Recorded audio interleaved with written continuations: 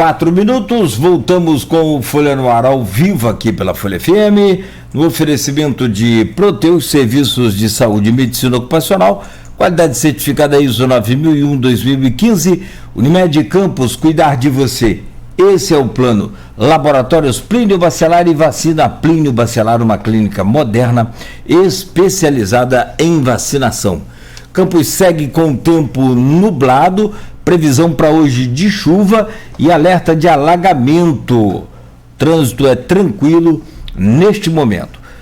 Programa de hoje começando com o Luiz Eduardo Castro, coordenador do programa NF Transplantes, que conversa, já falamos sobre muitas histórias aqui dramáticas, outras de sucesso também, né? E o Rodrigo levantou uma questão de dados. Eu sou apaixonado por dados, pesquisa, essas coisas, porque aí a gente consegue entender um pouco mais o universo em que a gente está. Por exemplo, o doutor Paulo Irano revelou aqui numa entrevista que Campos tem hoje, você falava sobre as motocicletas, Campos tem hoje cerca de mais de 100 acidentes com motocicletas por mês, o que representa mais de 3 acidentes por dia. É muito grande esse número. E nós vamos falar, e isso o Rodrigo relacionando a essa questão dos jovens também estarem usando as motos, que acabam virando aí um equipamento de acrobacia e de alto risco de perder a vida. E a gente fala agora com o doutor Luiz Eduardo sobre esses dados de transplantes em Campos de doadores, principalmente de notificados, como é que anda essa situação.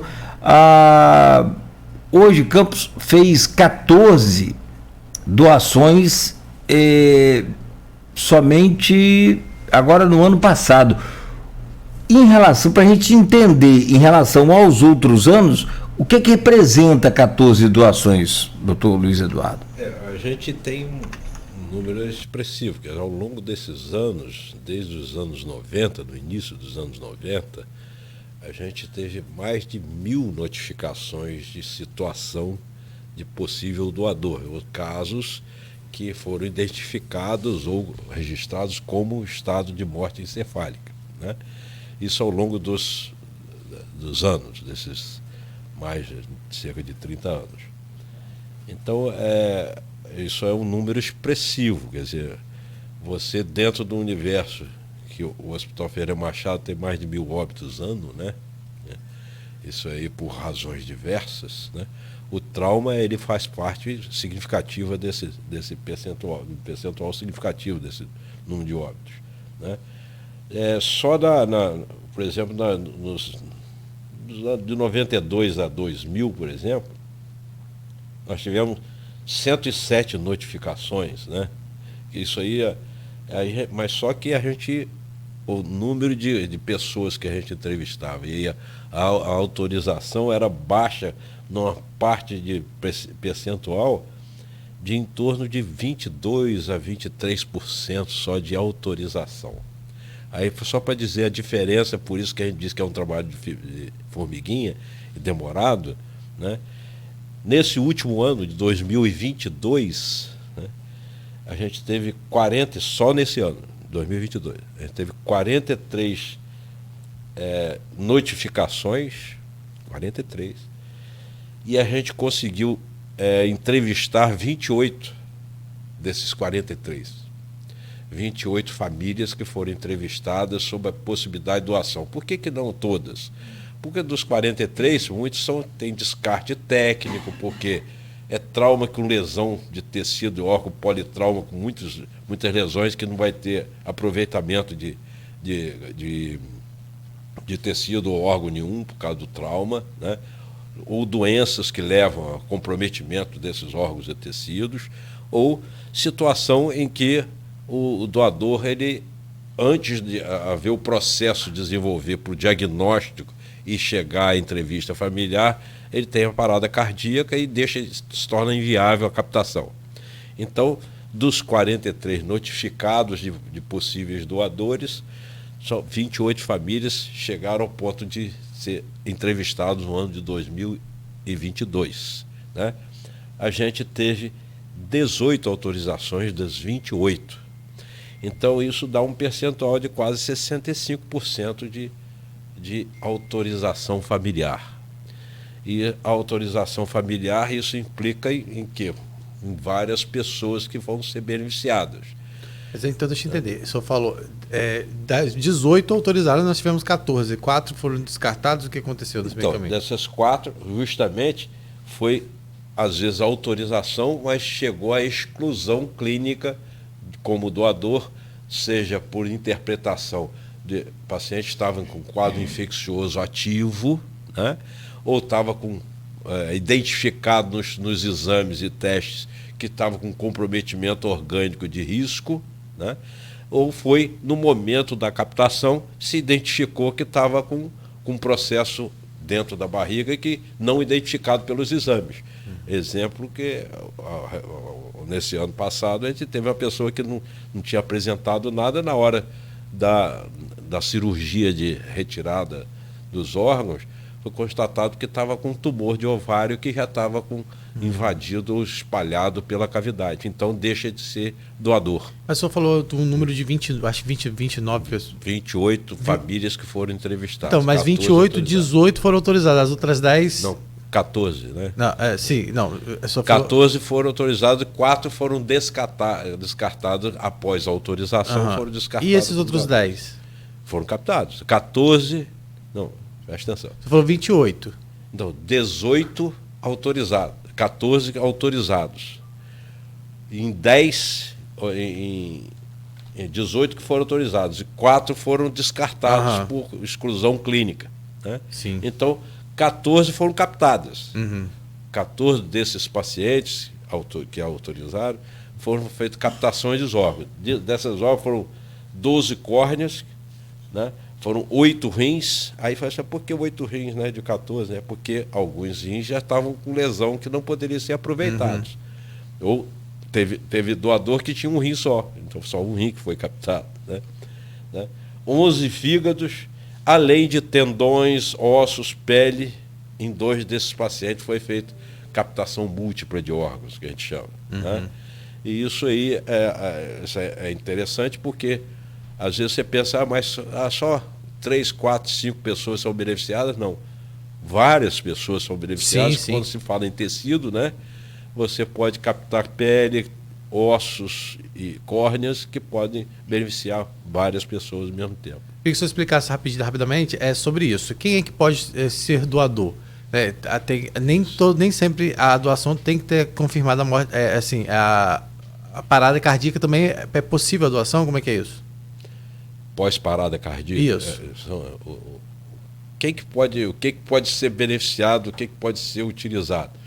Em tese, quase todos os órgãos podem ser aproveitados, órgãos e tecidos que a gente fala, né?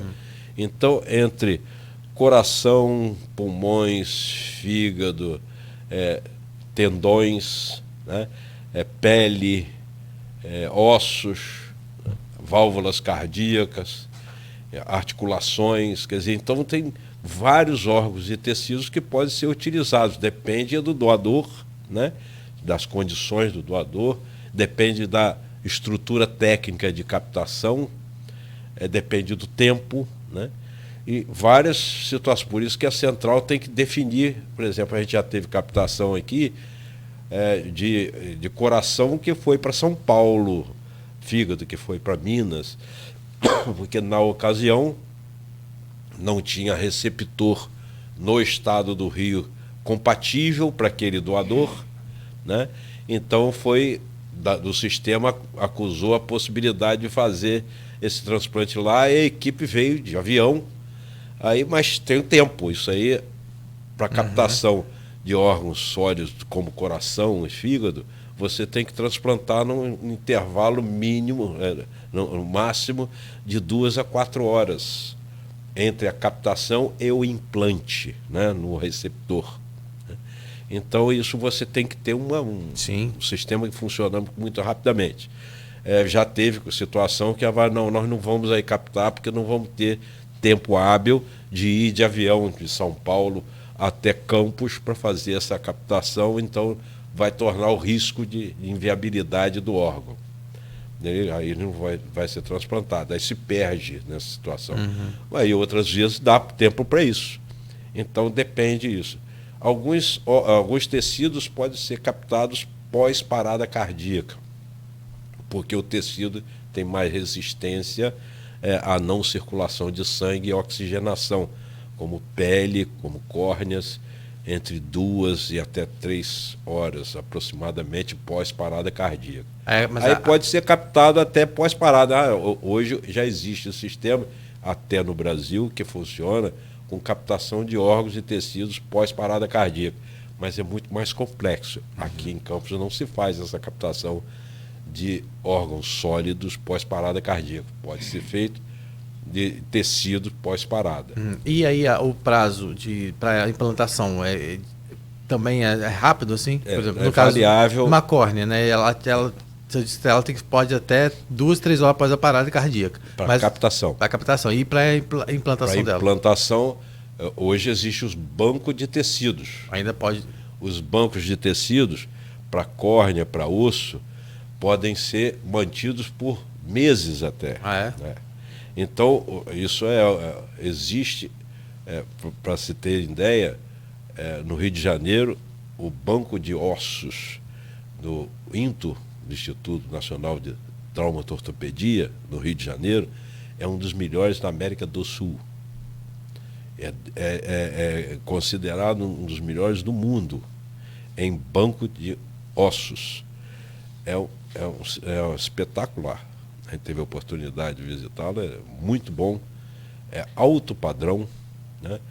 Então, por isso, pode ser mantido aqueles ossos para transplante em qualquer época que houver a necessidade, né? Então, por isso é que vale a pena. E outros tecidos, outros órgãos, não tem que ser feito, órgão sólido tem que ser feito de imediato, o mais rápido possível. Então, Cláudio, para resumir, né, a gente falou aqui, né, isso, é que as pessoas se coloquem à disposição para ser um doador, converse com sua família, que a gente possa ampliar cada vez mais essas discussões, para que as pessoas, né, entendam isso, a importância disso. Eu sei que algumas pessoas, por questões religiosas, existem limitações religiosas, até questão cultural às vezes, mas a gente precisa trabalhar isso de uma forma mais ampla. Eu sei que também que existe uma questão que vocês têm uma preocupação muito grande em relação de quando há essa doação, as pessoas às vezes querem ter contato para quem foi o órgão, né, daquela família. Isso é uma outra coisa também que hoje a gente sabe que com rede social isso acabou encurtando essa relação hoje, as pessoas acabam se descobrindo, né? Mas vocês também têm essa preocupação, né? Porque tem uma questão de dependência emocional também que muitas vezes acaba existindo, né? Ética e psicológica, né? Não é permitido a gente divulgar quem recebe, e sim a pessoa, a família que adota o ato humano de doação, que autoriza, a gente informa, o sistema informa, tem a obrigação moral e ética para isso, de informar que foram utilizados tais órgãos em tais pessoas, quer dizer, num indivíduo de 30 anos de idade. Sem identificar a pessoa. Né? Sem identificar, fazer a identificação da pessoa. Não pode ser. Isso se faz, o Sistema Nacional ele orienta para isso, e o estadual também faz, tá? Mas não identificando a pessoa. Naturalmente, às vezes as pessoas descobrem, sim, mas a gente evita disso aí para não criar nenhum vínculo, né, psíquico, psicológico. Quase sempre parte de quem recebeu o órgão buscar a família de quem doou, né? Acontece muito isso, da pessoa até com uma forma de agradecimento, porque, né, são histórias de pessoas que estavam muitas vezes, né, entre a vida e a morte, dependendo disso, né, e é um gesto de amor mesmo, né, e a gente tem que reforçar isso, é uma celebração à vida, né, é a continuidade, de uma certa forma, para aquela pessoa que está recebendo o órgão. Estamos, né? E espero que aquela expectativa nossa do início do programa tenha surtido efeito aí, e que as pessoas, se não passem a ser doador, assim, só por ter ouvido aqui o doutor Luiz Eduardo Castro, mas que passe a pensar no assunto. Pesquisar mais sobre, né? A pesquisar e até mesmo a respeitar a vontade. Eu acho que muito mais do que doar, respeitar a vontade do ente doador. Se ele queria ser doador em vida, então respeite, né, aquele ato de amor que ele fez durante a sua vida. Meu caro, é que as perguntas vão surgindo e nós vamos ficar até meio-dia, então o nosso tempo acabou. Porque pode doar o órgão e depois cremar o corpo para a família que pretende, que tem, né, essa possibilidade, não tem problema nenhum, depois da doação. Doutor, só uma perguntinha para fechar. Quando é que Campos volta a estar recredenciada aí no sistema? Para transplante? A gente espera que em breve.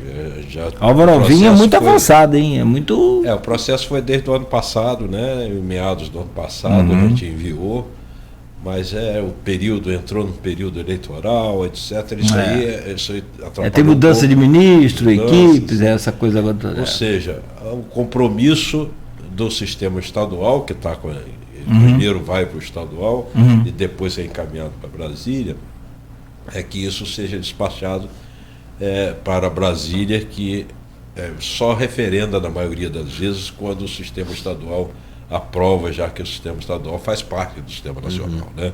Então já foi um compromisso assumido, né, pela estadual, para poder a gente autorizar. E a gente queria dizer exatamente isso, que a gente precisa ter momentos como esse, né, para esclarecimentos, e a gente está à disposição assim que desejarem, quiserem, e a gente está à disposição lá no NF Transplante, situado lá no Hospital Ferreira Machado, né, para trazer, estar à disposição para poder justamente participar disso e dúvidas sejam tiradas, que a gente funciona dentro do possível 24 horas por dia, os 7 dias da semana, mais em dias de horário comercial, que o sistema tem atendimento direto, mas a gente funciona todos os dias na semana para isso. Claro, isso aí não é igual parque. Não tem como. Não é igual parque, não tem final de semana e domingo que está funcionando. Bom, meu caro doutor Luiz Eduardo Castro, receba aí o nosso agradecimento, não só pela entrevista, mas sobretudo pelo trabalho que o senhor faz lá junto com a sua equipe, assim como a gente estende esse agradecimento, que é o mínimo que a gente pode fazer aqui, né, por vocês que se dedicam lá e que eu tenho certeza fazem muito mais do que ganham. O SUS é bem aquém da realidade, né, do que a gente vive. Mas mesmo assim vai o nosso abraço carinhoso e agradecimento a todos vocês, ao Altura, a toda a equipe lá, que a gente tem um carinho muito grande e sempre com muito respeito e admiração pelo trabalho que vocês fazem. Muito obrigado e da mesma forma, vice-versa, conte sempre conosco. Estamos aqui à disposição. Rodrigo. Um abraço a todos e amanhã a gente está de volta. Se Deus quiser. Para continuar aqui com o nosso Folha no Ar, e você que está ligado na gente, o nosso agradecimento, o nosso carinho, né? Bom dia a todos, uma ótima quinta-feira, sem bomba, de preferência, né? E a gente volta às 7 no oferecimento de Proteus, Unimed Campos, Laboratórios Plínio Bacelar e Plínio Bacelar Vacina. Tá na hora de